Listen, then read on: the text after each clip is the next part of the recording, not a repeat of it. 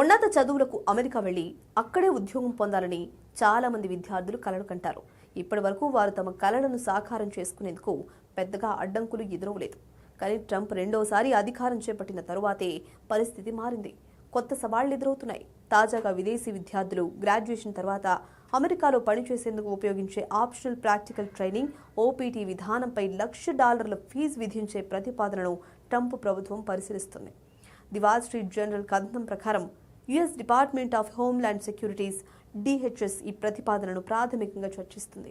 అయితే white house దీనిపై ఇంకా తుది అధికారిక నిర్ణయం ప్రకటించలేదు. ఈ ప్రతిపాదన అమల్లోకి వస్తే మాత్రం భారత యువతపై ఆ ప్రభావం తీవ్రంగా ఉంటుంది. దీనివల్ల సాధారణ మధ్యతరగతి విద్యార్థులకు చదువు పూర్తయ్యాక అమెరికాలో ఉద్యోగం చేయడం సాధ్యం కాని పనిగా మారుతుంది. ఈ భారీ ఫీజును విద్యార్థులు కట్టాలా లేదా ఉద్యోగంలోకి తీసుకునే కంపెనీలు భరించాలా అనే దానిపై స్పష్టత లేదు. ఒకవేళ తీసుకోవాల్సి వస్తే విదేశీ గ్రాడ్యుయేట్లను ఉద్యోగంలోకి తీసుకోవడానికి అవి అస్సలు ఆసక్తి చూపించవు. అప్పుడు అమెరికా వెళ్లే వారి సంఖ్య తగ్గుతుంది. ఫలితంగా అంతర్జాతీయ విద్యార్థుల ఫీజులపై ఎక్కువగా ఆధారపడే యుఎస్ విశ్వవిద్యాలయాలు భారీగా నష్టపోతాయి. అమెరికాలోని విదేశీ విద్యార్థుల్లో భారతీయులదే అతిపెద్ద వాటా. 3.63 లక్షల మంది భారతీయ విద్యార్థులు అమెరికాలో ఉన్నారు. వీరంతా భారీ ఎడ్యుకేషన్ లోన్లు తీసుకుని అమెరికా వెళ్తారు. ఓపీటీ ద్వారా వచ్చే అమెరికన్ శాలరీతో ఆ లోన్లు తీర్చాలనే వారి ప్లాన్ పూర్తిగా దెబ్బతింటుంది. సైన్స్, టెక్నాలజీ, ఇంజనీరింగ్, మ్యాథ్స్ కోర్సులు చేసిన భారతీయులు ప్రస్తుతం 3 ఏళ్ల పాటు ఓపీటీపై ఉద్యోగం చేసుకునే వీలుంది.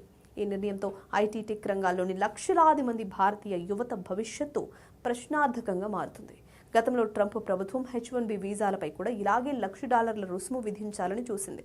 అయితే ఫెడరల్ కోర్టు దాన్ని నిలిపేసింది. ఇంత భారీ రుసుమును విధించడం పరిపాలనా పరమైన రుసుము కిందకు రాదని, అదొక పన్ను లాంటిదని, పన్నులు విధించే అధికారం కేవలం అమెరికా కాంగ్రెస్కు మాత్రమే ఉంటుందని కోర్టులు స్పష్టం చేశాయి. అందువల్ల ఈ ఓపీటీ ఫీజు నిర్ణయం కూడా కోర్టుల్లో వీగిపోయే అవకాశం ఎక్కువగా ఉంది. అలాంటప్పుడు ట్రంప్ ఎందుకు ఇలా విపరీత నిర్ణయాలు తీసుకుంటున్నారు అంటే వలసలను అరికట్టడానికే అని అర్థమవుతుంది. ఇది ట్రంప్ మార్క్ అమెరికా ఫస్ట్ విధానంలో భాగం. కేవలం అక్రమ వలసలనే కాకుండా చట్టబద్ధమైన వలసలను కూడా సాధ్యమైనంత వరకు తగ్గించాలని ట్రంప్ యంత్రాంగం భావిస్తోంది.